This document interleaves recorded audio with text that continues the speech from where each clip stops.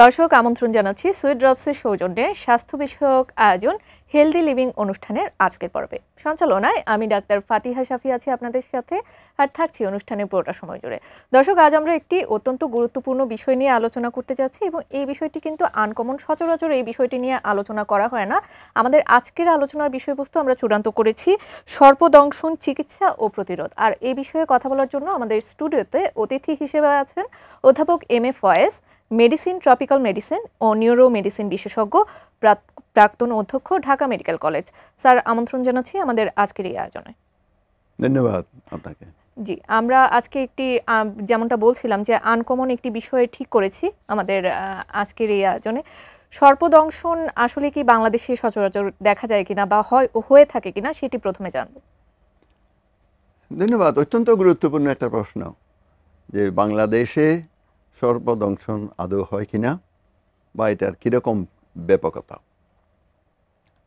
বাংলাদেশ সহ যেসব উষ্ণমণ্ডলীয় দেশ আছে, যেগুলিকে বলা হয় ট্রপিক্যাল কান্ট্রি, এরকম দেশে প্রতি বছর আনুমানিক 80,000 থেকে 1,30,000 মানুষ সর্পদংশনে মারা যান। বাংলাদেশে, কেবলমাত্র বাংলাদেশে প্রতি বছর অতি সাম্প্রতিক পরিসংখ্যান অনুযায়ী 4 লাখ মানুষকে সর্পদংশন করে এবং অত্যন্ত দুঃখজনকভাবে প্রায় 7,500 মানুষ মারা যান। এবং যারা মারা যান তার কমপক্ষে 4-5 গুণ মানুষ বিভিন্নভাবে অক্ষম হন। এটা আসলে যেটাকে বলা হয় লুক্কায়িত, অবহেলিত একটা স্বাস্থ্য সমস্যা। বিশেষ করে যেহেতু এটা গ্রামের সমস্যা, ওই জন্য আমরা যারা শহরে বাস করি, আমরা যারা শহরের জীবনযাপন করি, আধুনিক জীবনযাপন করি, এই যে হেলদি লিভিং, গ্রামীণ মানুষজনের যে কৃষি পরিবারের সদস্যরা যে প্রতিদিনের নিত্যদিনের সমস্যা সর্পদংশন, তাদের দৈনন্দিন কাজের মধ্যেই কিন্তু সর্পদংশনের ঘটনাগুলি ঘটে থাকে। এই যে ব্যাপক আকারে গ্রামে উনি যা কাজ করছেন, প্রতিদিনের কাজ, মহিলা, পুরুষ, শিশু, বিশেষ করে যারা কৃষিকাজে জড়িত, হয়তো ধান চাষ করছে, অন্য কৃষিকাজ করছে, বাড়ির ঘরের মধ্যে শুয়ে আছে, মাটিতে শুয়ে আছে, কুড়ে ঘরের মধ্যে আছে, মশারিবিহীন আছে, ছাত্ররা বাড়ির আঙ্গিনায় আশেপাশে খেলাধুলা করছে, ছোটো ছেলেমেয়েরা। তো এরকম একটা চরমভাবে অবহেলিত স্বাস্থ্য সমস্যা নিয়ে আজকের যে আলোচনা করছেন, 19শে সেপ্টেম্বর আন্তর্জাতিক সর্পদংশন সচেতনতা দিবস, এটা পালন করছে গত কয়েক বছর ধরে। আমি মনে করি এটা খুবই যথাযথভাবে গুরুত্ব সহকারে আমাদের প্রাধিকার দিয়ে আলোচনা করা দরকার। বাংলাদেশের অনেকাংশেই কিন্তু গ্রাম অঞ্চল আছে এবং ওই অঞ্চলগুলোতে আসলে সাপে কাটলে আসলে মানুষজন আসলে দ্বিধাদ্বন্দ্বে ভুগে থাকে। আসলে কি করা উচিত সেই সম্পর্কে তাৎক্ষণিকভাবে কি করা উচিত? আসলে সঠিক, এটা একটা জরুরি স্বাস্থ্য সমস্যা এবং গ্রামীণ জরুরি স্বাস্থ্য সমস্যা, সময়াবদ্ধ। কীরকম সময়াবদ্ধ? সময়টা এখানে অত্যন্ত গুরুত্বপূর্ণ। তাৎক্ষণিক যে চিকিৎসাটা যে কোনো একটা ঘটনার পরে যখন দেওয়া হয়, যে কোনো রোগ হোক, যে কোনো একটা স্বাস্থ্য সমস্যা, দুর্ঘটনা হোক, তখন এটাকে বলা হয় ফার্স্ট এইড। এবং এই প্রাথমিক চিকিৎসাটা কিন্তু যিনি ভুগছেন অথবা ওনার আশেপাশে যিনি আছেন তাকেই দিতে হবে। এবং এটা কিন্তু এত সাধারণ সমস্যা, কিন্তু আমরা গত 100 বছর ধরে বা তার চেয়ে বেশি ধরে বিভিন্ন স্কুল কারিকুলামে আছে অনেকগুলো ভুল জিনিস আমরা করছি। তাই আমি প্রথমে বলতে চাই কি করা উচিত। আসলে মানুষ তো খুব সাংঘাতিকভাবে ভয় পেয়ে যান সর্পদংশনের পরে। তো আসলে ভয় পাওয়ার কোনো কারণই নেই। ভয় পাওয়ার কারণ এই জন্য, কারণ এগুলি চিকিৎসা আছে এবং বেশিরভাগ সাপ কিন্তু বিষহীন। এবং এটা হাসপাতালে গেলে চিকিৎসকরা দেখে তাৎক্ষণিক এটা একটা জরুরি চিকিৎসার ব্যবস্থা করতে পারবেন। কিন্তু মানুষজন যেটা অতীতে শিখে আসছেন যে সর্পদংশন হলেই মনে হয় গিট দিতে হবে। আসলে কি করবেন আমি পরে বলি। তাৎক্ষণিক যেটা করতে হবে, হাড় ভাঙলে মানুষজনের তো ফ্র্যাকচার হয়, হাড়টি ভেঙে যায় বিভিন্ন কারণে। কী করি আমরা? অচল করে দিই, অঙ্গটাকে অচল করে দিই।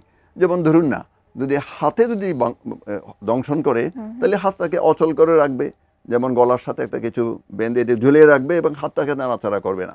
ঠিক তেমনি যদি পায়ে দংশন করে, বেশিরভাগ ক্ষেত্রে কিন্তু উল্লেখ্য যে পায়ে দংশন করে থাকে, পায়ের নিচে, হাঁটুর নিচে, গোড়ালিতে, তখন আসলে ওই সময়ে তাকে আর হাঁটতে দেওয়া যাবে না। উনি হাঁটবেন না, উনি বসে পড়বেন, শুয়ে পড়বেন এবং হাঁটটি ভাঙলে এরকম করে একটা কাঠের কঞ্চি কিংবা বাঁশের কঞ্চি কিংবা কাঠের একটা টুকরা দিয়ে, আমাদের দেশে সবসময় গামছা পাওয়া যায়। আমি যদি বলি যে এখন ক্র্যাব ব্যান্ডেজ ব্যবহার করেন, এটা তো আসলে প্রায়োগিক হবে না। আমাদের গ্রামে তো সবার কাছে প্রায় ক্র্যাব ব্যান্ডেজ থাকে না, তাইলে আমাদেরও উচিত হবে যে আমরা একটা কাঠের টুকরা কিংবা একটা বাঁশের কঞ্চি দিয়ে একটা গামছা দিয়ে পেঁচিয়ে নেব। পেঁচিয়ে দেওয়ার উদ্দেশ্য হচ্ছে গিট না, পেঁচিয়ে দেওয়ার উদ্দেশ্য যাতে অঙ্গটা নাড়াচাড়া করতে না পারে। এবং আসলে খুব দ্রুত হাসপাতালে যাওয়া, মোটর চালিত গাড়িতে, যেখানেই যেরকম গাড়ি আছে, এটা হতে পারে যে মোটর বাইক, হতে পারে যে হুইলার, অনেক রকমের গাড়ি আছে, কিংবা হতে পারে যে ভ্যান, হতে পারে যে অ্যাম্বুলেন্স, যখন যেখানে যে মোটর গাড়ি যেটা পাওয়া যায় খুব দ্রুত তাতে হাসপাতালে চলে আসেন। কাজে এটার সংক্ষিপ্ত অংশ হচ্ছে যে তাৎক্ষণিক ভয় না পেয়ে অতি দ্রুত হাসপাতালে আসে এবং আসার আগে অঙ্গটাকে অচল করে দেওয়া। দ্যাটস অল, আর কিছু করার দরকার নেই। আচ্ছা, এবার চলে আসছি যেরকমটা বলছিলেন আপনি যে কি করা উচিত নয়, সেই প্রসঙ্গে আসলে জানতে চাইবো আসলে কি করা উচিত। এখানে আসলে খুবই গুরুত্বপূর্ণ এই জন্য যে যেহেতু সর্বদংশনের তাৎক্ষণিক কোনো চিকিৎসা, জরুরি চিকিৎসা অচল করা ছাড়া নেই, তাহলে কি করবে না? এতদিন যেটা মানুষজন করে আসছেন, ভুলবশত হয়তো করতেন, যে করবে না। যেমন মানুষজন কি করেন, আমাদের জনগণ, গ্রামীণ জনগণ, উনারা কি করেন, উনারা আসলে যেটা করবেন না ওইগুলি করেন। যেমন প্রথম হলতে অনেকগুলো গিট দিয়ে দেন, কাজে গিট দেওয়া যাবে না, কারণ গিট দিলে তো লাভ হবেই না, কারণ বিষকে তো, সাপের বিষকে আপনি ওইখানে আটকে রাখতে পারবেন না, ওইখানে জমা করে রাখতে পারবেন না। এটা গিট, এগুলো যেভাবে ছড়ায়, ওইখানে যদি আমি গিট দিই তাহলে বরং রক্ত নালীগুলো আমি বন্ধ করে দিয়ে তার যে প্রান্তিক পর্যায়ের অঙ্গটা পচন ধরে যাবে, কিংবা নার্ভের উপরে যদি তার স্নায়ুর উপরে চাপ পড়ে অঙ্গটা পড়ে যেতে পারে, মানে হাত পড়ে দেওয়া বলা হয় রিস্ট ড্রপ, পা পড়ে দেওয়া যেটাকে বলে ফুট ড্রপ, এটা হতে পারে, পচন ধরে যেতে পারে রক্ত সরবরাহ বিঘ্নিত হয়ে, এবং এমনকি ফুলাটা বেড়ে যেতে পারে। এখন যেখানে দংশন করেছে ওই জায়গাটা তাৎক্ষণিক অনেক বেশি ফুলা হয়ে যেতে পারে, রক্তক্ষরণ হতে পারে। সর্বোপরি এটা আসলে আটকানো যাবে না। বিষ অবরোধক যদি আপনি গিট দেন তাহলে তার সাংঘাতিকভাবে ক্ষতি হবে, তাহলে এই ক্ষতি কাজ করা যাবে না। এবং এখানে উল্লেখ্য যে আপনি দেখুন, আমরা যখন রক্তচাপ, ব্লাড প্রেশার মাপার জন্য যদি একটা কাফ ব্যবহার করি, তাহলে 2-3 মিনিট রাখে এটা ব্লাড প্রেশার মাপতে, তখনই কিন্তু রুগীরা উহা করতে থাকে। কাজে এখন যদি গিট অবরোধক, যদি বিষ অবরোধক গিট দেওয়া হয়, তাহলে সাংঘাতিকভাবে রুগীর অসুবিধা হবে। এটা একটা। দ্বিতীয় হচ্ছে, অনেকেই ওই জায়গায় বিভিন্ন রকমভাবে কাটাছেঁড়া করে, এবং কাটাছেঁড়া করা কোনো কাটাছেঁড়া করে কি বিষ বাইর করা কোনো সম্ভব না, এবং রক্ত জমাট বাঁধা প্রক্রিয়ায় যদি ব্যাঘাত ঘটে সর্বদংশনের পরে, তাহলে ওখানে সাংঘাতিকভাবে রক্তক্ষরণ হতে থাকবে, এবং ভুলবশত কোনো রক্তনালী যদি কেটে যায় তাহলে তো তার রক্তক্ষরণ হয়ে রোগী মারা যাবে। কাজে কোনো কাটা যাবে না, কোনো কিছু ওখানে প্রলেপ দেওয়া যাবে না। অনেকেই করে গাছরা রস দেয়, অনেকে গোবর দেয়, অনেকেই শিমের বিচে লাগায়, অনেকে পাথর লাগায় ইত্যাদি, এগুলো করা যাবে না। আর একটা খুবই গুরুত্বপূর্ণ, এটা হলো অনেকে কিছু খাওয়াই দেয়, কানের ভিতরে গরম পানি দিয়ে দেয়, বমি করায়, অনেক কিছু খারাপ ধরনের জিনিস দিয়ে মুখের মধ্যে দিয়ে বমি করাতে চেষ্টা করে, এগুলি করা যাবে না। এমনকি আমাদের যে প্রচলিত যেগুলি চিকিৎসা আছে, যে ওজার কাছে যাওয়া, যে ওদের কাছে গিয়ে ওজা যেগুলি করে, যে এগুলো করা যাবে না। ওরা যেরকমভাবে বিভিন্ন রকমের মানুষজনের সাথে অপচিকিৎসায় লিপ্ত হয়, এইরকম অপচিকিৎসা করার জন্য ওজার কাছে বা ট্রেডিশনাল হিলার্স, ওজা, এই যে গুণিন, এরকম যারা চিকিৎসা করেন, ইনারা আসলে অত্যন্ত অবৈজ্ঞানিকভাবে আমাদের মানুষজনকে এক্সপ্লয়েট করছে। জি, এই অপচিকিৎসাগুলো নিয়ে আমরা আলোচনা করতে যাচ্ছি। আমাদের একটি ছোট্ট বিজ্ঞাপন বিরতির সময় হয়ে গেছে, বিরতির পর আবারও যুক্ত হচ্ছে আপনার সাথে। দর্শক, সময় হয়ে গেল ছোট্ট একটি বিজ্ঞাপন বিরতির, কোথাও যাবেন না, আমাদের সাথেই থাকুন।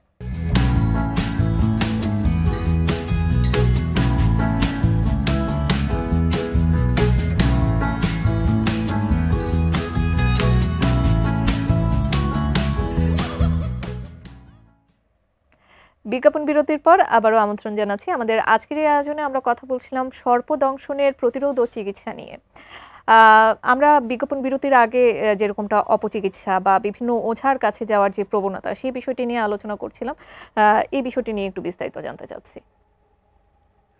আসলে একবিংশ শতাব্দীতে 2025 সালে এসে বাংলাদেশের মতো এরকম একটা উন্নয়নশীল দেশ, যেখানে আমরা মধ্যমায়ের দেশে পরিণত হচ্ছি, যেখানে আমাদের প্রান্তিক পর্যায়ে পর্যন্ত শিক্ষার ব্যবস্থা আছে, স্বাস্থ্যের ব্যবস্থা আছে, এই সময়ে এসে যদি আমাদের জনগণকে আমরা অপচিকিৎসা থেকে মুক্তি দিতে না পারি, তাহলে এই সম্মিলিত দায়িত্ব আমাদের সবার, আমাদের সরকার, বেসরকারি প্রতিষ্ঠান, সুশীল সমাজ, যারা আমরা কথা বলি, সবারই এটা সামগ্রিক দায়িত্ব মানুষজনকে যথাযথভাবে চিকিৎসা দেওয়া। চিকিৎসা পাওয়া মানুষজনের অধিকার। চিকিৎসা দিতে গিয়ে মানুষজনকে বিভ্রান্তিকর কোনো চিকিৎসা যদি দেওয়া হয়, অপচিকিৎসা দেওয়া হয়, এটা হলো অন্যায়। মানুষজন আমাদের সাধারণ জনগণ কিন্তু অনেক কিছু জানেন না, তো এটা জানানোর দায়িত্ব সম্মিলিতভাবে আমাদের সবার। যদি আমরা মানুষজনকে এই ওয়াকিবহাল করতে না পারি, তাহলে মানুষজন এরকম অপচিকিৎসা নিতেই থাকবেন। কাজে আমি মনে করি যে আমাদের সম্মিলিত প্রয়াস হওয়া উচিত সর্বদংশন সহ অন্যান্য সব ধরনের অপচিকিৎসা থেকে মানুষজনকে বিরত রাখা, এবং যারা সর্বদংশন সহ অন্যান্য চিকিৎসায় অপচিকিৎসা দিচ্ছেন, এটার বিরুদ্ধে একটা সামগ্রিকভাবে একটা ব্যাপক একটা গণ আন্দোলন যেটাকে বলেন, এরকম একটা করা দরকার সামগ্রিকভাবে চিকিৎসা ব্যবস্থার জন্য। এটা যেমন ধরুন, অনেকেই যে ধরনের অপচিকিৎসাগুলি করে থাকেন, এটা হচ্ছে সময়টা নষ্ট হচ্ছে। যারা দিচ্ছেন ওনারাও জানেন যে ওনারা কিছু করতে পারবেন না, কিন্তু ওনারা সময়টা নষ্ট করছেন। এখানে এটা সময় আবদ্ধ জরুরি স্বাস্থ্য সমস্যায়, ওর যাওয়ার কথা হাসপাতালে, ও কিন্তু রুগীকে বিভিন্নভাবে ওনারা অপচিকিৎসা দিচ্ছেন। যেমন একটা হচ্ছে ওনারা গিট দিচ্ছেন, ওনারা বিভিন্ন জিনিস খাওয়াচ্ছেন, মন্ত্র পড়ছেন, বিভিন্ন ধরনের অনেক সময় ধর্মীয় কর্মকাণ্ড করছেন, ওখানে প্রলেপ দিচ্ছেন, ওখানে বিচি লাগাচ্ছেন, পাথর লাগাচ্ছেন, কাটতেছেন, এবং ছোট মুরগির বাচ্চার পিছনের অংশ কেটে ওইখানে ওনারা লাগাচ্ছেন। এটা আসলে চিকিৎসা ওনারা করতে পারছেন না, এটা একটা জিনিস, কিন্তু অপচিকিৎসা করাটা তো অন্যায়। এটা আমি মনে করি যারা করছেন এটা তাদেরকে একেবারেই আমি মনে করি যে এদেরও ওয়াকিবহাল করা দরকার, এবং প্রয়োজনে তাদেরকে শাস্তির আওতায় আনা উচিত। কারণ মানুষজনকে প্রাথমিক চিকিৎসাটা দেওয়ার জন্য তারা খুব দ্রুত চিকিৎসা দিতে এরা একটা অন্তরায় বলে আমি মনে করি। যেরকমটা আপনি শুরুর দিকে বলছিলেন যে সর্পদংশন করলে আসলে যত দ্রুত সম্ভব হাসপাতালে যাওয়া উচিত। সাপের বিষ যে ছড়িয়ে পড়ার যে প্রবণতাটা, সেটি ঠিক কত সময়ের মধ্যে ছড়িয়ে পড়তে পারে এবং কত দ্রুত হাসপাতালে নিলে আসলে ভালো হয়? অনেকের আসলে নিকটস্থ হাসপাতাল থাকে না, ঠিক কত দ্রুত আসলে যাওয়া উচিত? আসলে সাপের বিষটা যখন মানুষের শরীরে সাপ যখন ইনজেকশনের আকারে যখন দেয়, তখন আসলে কতটুকু বিষ দিচ্ছে, সাপ ওই সময়ে কতক্ষণ উপোস ছিল, কিংবা সাপের কী ধরনের সাপ ইত্যাদি অনেকগুলো বিষয়ের উপর ভিত্তি করে তার এই যে বিষের প্রভাবটা কত দ্রুত আসবে এটা নির্ভর করে। কারো ক্ষেত্রে এটা কয়েক মিনিটের মধ্যে আসতে পারে, কারো ক্ষেত্রে এটা প্রলম্বিত হতে পারে।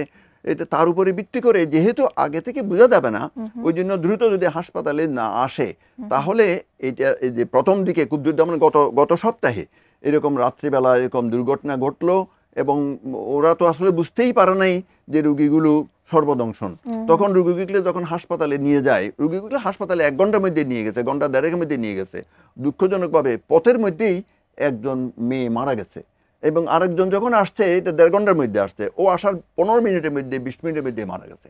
কাজে এটা যদি সময়টা এত বেশি গুরুত্বপূর্ণ, কারণ যদিও বা বেশিরভাগ সর্পদংশন হয় অবিশুদ্ধ সাপে, কিন্তু আমরা তো আগে থেকে বুঝতে পারছি না। ওই জন্য আমাদের পরামর্শ হচ্ছে যত দ্রুত সম্ভব হাসপাতালে আসবেন। হাসপাতালে আসলে চিকিৎসক পর্যবেক্ষণ করবে, ওইটা পর্যবেক্ষণ করবে, দেখবে যে এটা বিষধর সাপ লক্ষণ কিনা। বিষধর সাপের লক্ষণ যেমন চোখের পাতা পড়ে যাওয়া, ঘাড় নরম হয়ে যাওয়া, কথা বলতে অসুবিধা হওয়া, দংশিত অঙ্গ তাৎক্ষণিকভাবে দ্রুত ফুলে দেওয়া, রক্তক্ষরণ হওয়া বিভিন্ন জায়গা থেকে, এরকম লক্ষণগুলি আসলে ওনারা সাধারণত মনে করেন যে বিষজ্বর, সাথে অন্যান্য কিছু পরীক্ষা নিরীক্ষা আছে, ল্যাবরেটরি পরীক্ষা। ওই জন্য আমি মনে করি আমাদের প্রথম পর্যায়ের হাসপাতাল হচ্ছে উপজেলা হাসপাতাল। উপজেলা হাসপাতালে যদি আমরা এই যে চিকিৎসক সহ আমাদের যে টিম আছে, নার্স, মেডিকেল অ্যাসিস্ট্যান্ট, ওদেরকে যদি প্রশিক্ষণ দিতে পারি, তাহলে ওনারা উপজেলা হাসপাতালেই আসলে চিকিৎসা দিতে পারেন। আমাদের বাংলাদেশে যে 495টা উপজেলা আছে, তার মধ্যে 460টা উপজেলা হাসপাতাল আছে। সদর উপজেলা হাসপাতাল না থাকলেও সদর হাসপাতাল আছে। কাজে এরকম যদি খুব দ্রুত হাসপাতালে ওনারা আসেন, তাহলে ওনারা পর্যবেক্ষণ সাপেক্ষে প্রয়োজনে সর্বদংশনের জন্য যে ওষুধটা, যথাযথ যে ওষুধ, ওইটা হচ্ছে অ্যান্টিভেনম। ওই অ্যান্টিভেনমটা ওনারা প্রয়োগ করতে পারেন। কাজে আমাদের উপজেলা হাসপাতালে যেতে, অনেক উপজেলা হাসপাতালে যেতে 8 ঘন্টা, 1 ঘন্টা, 1.5 ঘন্টা, 2 ঘন্টা, খুব কম উপজেলা আছে যেখানে উপজেলা হাসপাতালটা 3-4 ঘন্টা দূরে। কিন্তু এখানে বিকল্প কোনো কিছু নেই, হাসপাতালে যাওয়ার কোনো বিকল্প নাই। ঘরের মধ্যে চিকিৎসা করা যাবে না, কোনো প্রাইভেট ছোট হাসপাতালগুলিতে চিকিৎসা করা যাবে না। এখন পর্যন্ত কোনো প্রাইভেট হাসপাতালে সর্বদংশনের চিকিৎসা সাধারণত করে না। এবং গ্রামে যে উপজেলা হাসপাতালের নিচে তো এখন হাসপাতাল নেই। কাজে খুব দ্রুত হয় উপজেলা হাসপাতাল, অথবা সদর উপজেলা যদি হয় তাহলে সদর হাসপাতাল বা জেলা হাসপাতাল, কিংবা নিকটবর্তী কোনো মেডিকেল কলেজ হাসপাতালে চলে যাওয়াটাই হচ্ছে সবচেয়ে উত্তম। আচ্ছা, আমরা চিকিৎসা প্রসঙ্গে চলে যেতে চাচ্ছি। চিকিৎসা আসলে কি দিয়ে থাকেন আপনারা? ধন্যবাদ। আসলে যদি বিষধর সর্বদংশন হয়, তাহলে তার তো অ্যান্টিভেনম লাগবে। তো অ্যান্টিভেনম তো বাংলাদেশে বানায় না, কিন্তু আমরা বাংলাদেশ অন্য দেশ থেকে আমরা আনি, ভারত থেকে আমরা আনি। অ্যান্টিভেনম দিতে হয়। বিশেষ করে কতগুলি প্রজাতির সাপ আছে যেগুলি ফনা তুলে, যেটাকে বলা হয় কোবরা সাপ বা জৌরা সাপ, গোকরো সাপ, আবার আছে ক্রেট বা কালাচ, কিংবা রাসেলস ভাইপার। তো এই 3 গ্রুপের সাপের দংশনে যে বিষক্রিয়া হয়, তাতে আমরা যে বর্তমানে প্রচলিত অ্যান্টিভেনম ব্যবহার করছি, অ্যান্টিভেনম ওরা সাধারণত ডাক্তাররা 10 ভাইল অ্যান্টিভেনম দেন, এবং যত দ্রুত দেওয়া যায়, এবং দেওয়ার প্রক্রিয়া আছে, নিয়ম আছে। এই নিয়ম অনুযায়ী অ্যান্টিভেনম দিলে পরে তাদের বিষক্রিয়াটা সাধারণত স্নায়ুতন্ত্রের উপরে প্রভাব পড়লে এটা 1 ঘন্টা 2 ঘন্টার মধ্যে বোঝা যায়। আর যদি রক্ত জমার বাঁধা প্রক্রিয়ায় ব্যাঘাত ঘটে, যেমন রাসেলস ভাইপার বা চন্দ্রবোড়া, তার লক্ষণের প্রকাশটা উন্নত হতে ঘন্টা 6 লাগে। কাজে 10 ভাইল অ্যান্টিভেনম দেওয়াটাই হচ্ছে, যদি বিষক্রিয়া থাকে তাহলে একটা অংশ। আরেকটা অংশ হচ্ছে আনুষঙ্গিক চিকিৎসা আছে। যেমন অনেক রোগী আছে যাদের শ্বাস প্রশ্বাসের অসুবিধা হয়, শ্বাস প্রশ্বাস অর্থাৎ শ্বাস প্রশ্বাসের প্যারালাইসিস হয়ে যায়, তখন অক্সিজেন যায় না। আমরা তো কোভিডকালীন সময় জানি অক্সিজেন না গেলে অক্সিজেন দিতে হয়, কিন্তু এখানে বিষয় হচ্ছে সর্বদংশনে যখন প্যারালাইসিস হয়, তাহলে বাইরে অক্সিজেন দিলে হবে না, তখন শ্বাস নাইতে নল ঢুকাইতে হয়। নল ঢুকিয়ে এটা আম্বু ব্যাগ দিয়ে কৃত্রিম উপায়ে শ্বাস প্রশ্বাসের ব্যবস্থা করতে হয়। আসলে উন্নত দেশে এরকম ঘটনা ঘটলে ওরা কিন্তু এয়ার অ্যাম্বুলেন্সে গিয়ে আইসিইউতে ভর্তি করতো। আমাদের তো আর প্রান্তিক পর্যায়ে হাসপাতালগুলোতে আইসিইউ নেই। কাজে আমরা যদি এরকম প্যারালাইসিস হয়ে যায় রোগীগুলিকে, তাহলে ওরা উপজেলাতে কি করবে? উপজেলাতে হ্যাঁ করতে পারবে, অনেক কিছু করতে পারবে। ওনারা যদি অ্যান্টিভেনমের সাথে একই সাথে যদি শ্বাস প্রশ্বাসের নালিতে নল ঢুকাইয়া আম্বু ব্যাগ দিয়ে যদি ওনারা কৃত্রিম উপায়ে যদি শ্বাস প্রশ্বাস ব্যবস্থা করেন, যেটা কিন্তু অনেক পুরানো প্রযুক্তি। এটা পোলিও প্যারালাইসিসের সময়, এখন 1953 সাল থেকে এটা প্রচলিত আছে।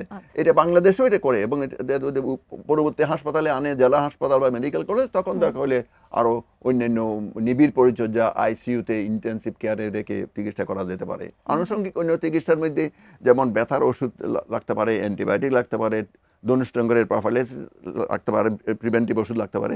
তবে এখানে উল্লেখ্য, আমরা আসলে জানি না রক্ত জমার বাঁধায় প্রক্রিয়া ব্যাঘাত ঘটছে কিনা, ওই জন্য মাংসে ইঞ্জেকশন না দেওয়াটা ভালো। এবং একই রকমভাবে অনেকেই অ্যান্টিভেনম নিয়ে ভয় পান, তার জন্য অ্যান্টিভেনমের যাতে পার্শ্ব প্রতিক্রিয়া না হয় বা কম হয়, তার জন্য আগে থেকেই ওষুধ দেওয়ার বিধান আছে। আমাদের এখন প্রান্তিক পর্যায়ের উপজেলা হাসপাতালের চিকিৎসকরা এটা জানেন। আমি মনে করি আমাদের জনসাধারণ ওনাদের উপরে বিশ্বাস রাখতে পারেন, আস্থা রাখতে পারেন। এবং ওনাদের এখন আসলে হয় কি, সর্বদংশনে হলে একসাথে অনেক মানুষজন চলে আসে রোগীর সাথে, কারণ এটা তো একটা দুর্ঘটনা, এবং অনেকজন, এক্ষেত্রে সবাই ভয় পেয়ে যান। জনসাধারণ ভয় পান, রোগী ভয় পান, চিকিৎসা দলকে ভীত সন্ত্রস্ত হয়ে যেতে হয়, খুব তাৎক্ষণিক ব্যবস্থা নিতে হয়। এই জন্য সবাই একটু সহযোগিতামূলক মনোভাব করা দরকার, যাতে মানুষজন আস্থা সহকারে ওনাদের যে চিকিৎসা দল আছে। এবং এখন ছোট হাসপাতালের সাথে বড় হাসপাতালে যোগাযোগের অনেক বিধান আছে। অ্যাম্বুলেন্স ছাড়া এখনকার দিনে অনেক আইটি আছে, অ্যাপস আছে, হোয়াটসঅ্যাপ আছে, ফোন আছে, ওই মাধ্যমে এটাকে বলা হয় সাপোর্টিভ সুপারভিশন।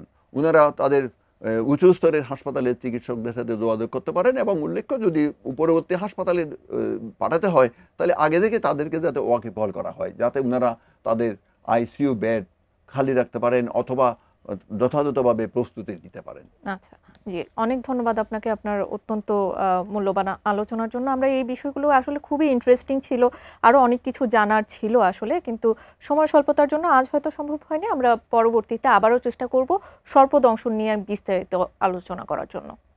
ধন্যবাদ আপনাদের সবাইকে। দর্শক, আপনাদেরও অসংখ্য ধন্যবাদ আমাদের সাথে এতক্ষণ যুক্ত থাকার জন্য। সর্পদংশন নিয়ে আমরা কথা বলছিলাম। আমি জানি আমাদের আজকের আয়োজন আপনাদের খুবই ভালো লেগেছে, আর আপনাদের ভালো লাগলেই আমরা সার্থকতা খুঁজে পাবো আমাদের অনুষ্ঠানের। পরবর্তী পর্ব দেখার আমন্ত্রণ জানিয়ে আজকের মতো এখানেই শেষ করছি। সেই পর্যন্ত সবাই ভালো থাকবেন, সুস্থ থাকবেন, আর অবশ্যই এটিএন নিউজের সাথেই থাকবেন।